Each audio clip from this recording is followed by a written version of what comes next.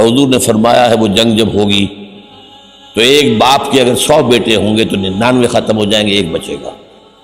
یہ حدیث ہے، حدیث صحیح۔ اور آپ نے فرمایا ویل للعرب من شر قد اقترب، عربوں کے لیے ہلاکت ہے، عربوں کے لیے بربادی ہے اس شر سے جو قریب آ چکی ہے۔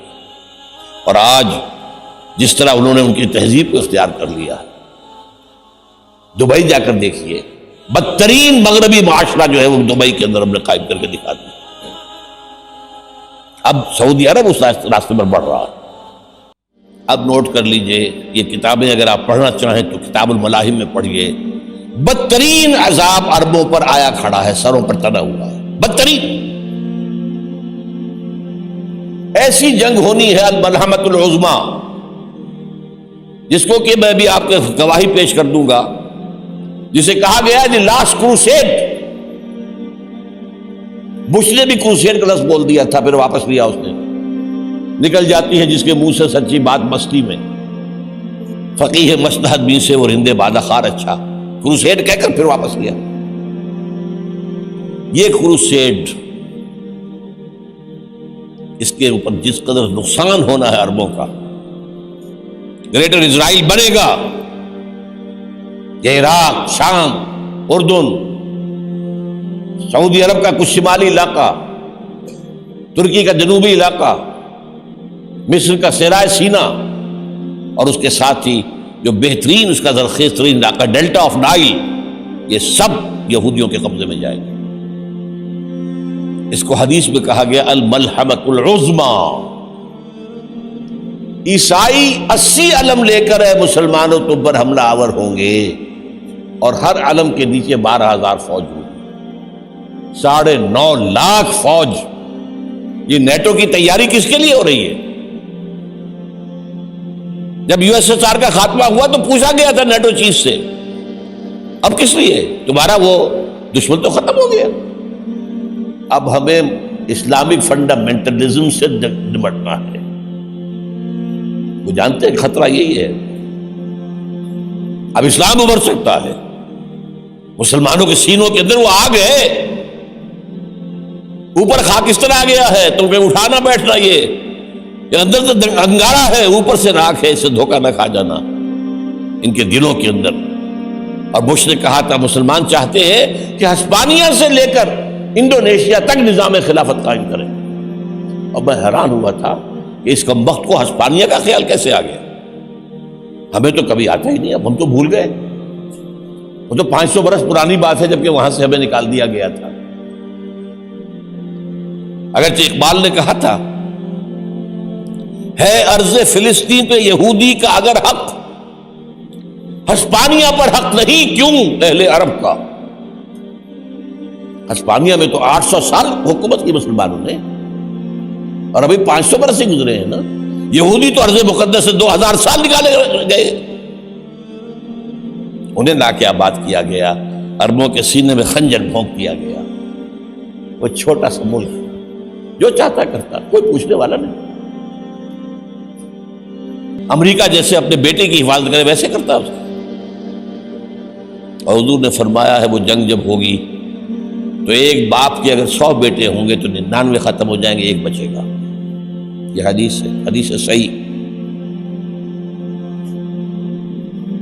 اور آپ نے فرمایا ویل للعرب من شر قد اقترب، عربوں کے لیے ہلاکت ہے، عربوں کے لیے بربادی ہے اس شر سے جو قریب آ چکی ہے۔ اور آج جس طرح انہوں نے ان کی تہذیب کو اختیار کر لیا، دبئی جا کر دیکھیے، بدترین مغربی معاشرہ جو ہے وہ دبئی کے اندر ہم نے قائم کر کے دکھا دیا۔ اب سعودی عرب اس راستے پر بڑھ رہا ہے۔ لیکن میں اس کے وہ پہلی بات جو کہہ رہا ہوں وہ تو یقینی ہے، اس میں تو احادیث صحیحہ موجود ہے۔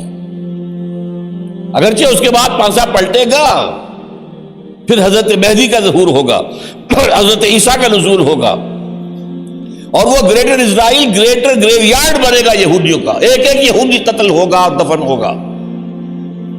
یہ بات میں ہونا ہے، میں پہلی بات میں فرض کر رہا ہوں۔ وہ پانسا پلٹے گا جب پلٹے گا، ابھی جو سامنے ہے وہ کیا ہے؟ جسے ملحمۃ العظمیٰ کہا حضور نے، جسے آرمگیڈون کہتے ہیں عیسائی. آرمگیڈون کی اگر کہیں جا کر آپ دیکھیں گے، آپ ڈکشنری میں مانی تو کیا لکھا ہے؟ A very big war which will be fought between the forces of evil and good before the end of this world. اس دنیا کے خاتمے سے پہلے خیر اور شر کی قوتوں کے درمیان بہت بڑی جنگ ہوگی. ارمجدون اسے کہتے ہیں عربی میں، اور ارمگیڈون اسے کہتے ہیں انگریزی کے اندر. اور یہ بائبل کی آخری کتاب کے اندر ہے، جو اس میں کہ مکاشفات یوحنا، ریویلیشنز آف سینٹ جان. یہ تو میں کہہ رہا ہوں یقین کے ساتھ، اور زیادہ دور نہیں آیا چاہتا ہے. اس لیے کہ یہودیوں کا اور عیسائی جو کنزرویٹوز ہیں، نیو کنزرویٹوز، ان کا 5 نکاتی ایجنڈا ہے متفق علیہ، جس کے تحت کہ یہ جنگ صلیبی شروع کی گئی ہے. وہ سن لیجئے آپ. آرمگیڈون نمبر 1، گریٹر اسرائیل قائم ہو جانا اس کے نتیجے میں نمبر 2، مسجد اقصی اور قبۃ الصخرہ کو گرانا نمبر 3، وہاں 3rd ٹیمپل، وہ مسجد جو حضرت سلیمان نے بنائی تھی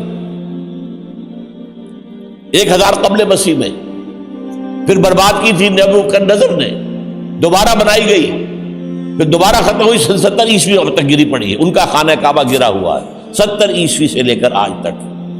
ایک دیوار ہے ویلنگ وال، جہاں جاتے ہیں، روتے ہیں، پیٹتے ہیں، ماتم کرتے ہیں، وہاں وہ بنے گا 3rd ٹیمپل. اور نمبر 4، اس میں لا کر رکھا جائے گا تخت حضرت داؤد کا. یہ تخت کہاں ہے اس وقت؟ یہ لندن شریف کے اندر، جو ان کی پارلیمنٹ کا جو چرچ ہے، ویسٹ منسٹر ایبے، اس میں رکھا ہوا ہے. ایک پتھر تھا جس پر بٹھا کر حضرت داؤد کی تاج پوشی ہوئی، پھر حضرت سلیمان کی ہوئی، پھر وہ پتھر رکھ دیا گیا جب حضرت سلیمان نے بنایا ہیکل مسجد اقصی، وہاں رہا وہ. ہر بادشاہ جو تھا یہودی اسی کے اوپر بٹھا کر اس کی تاج پوشی ہوتی تھی. سن 70 میں ٹائٹس نے گرایا اسے، ہیکل کو، وہ پتھر لے گیا، وہاں سے روم گیا، روم سے آئرلینڈ گیا، آئرلینڈ سے اسکاٹ لینڈ آیا، اسکاٹ لینڈ سے انگلینڈ آیا، اور اب وہ رکھا ہوا ہے 14ویں صدی عیسوی سے آج تک. وہ ویسٹ منسٹر ایبے میں رکھا ہوا، ایک کرسی کی سیٹ میں اسے بنا دیا گیا ہے تخت کی شکل.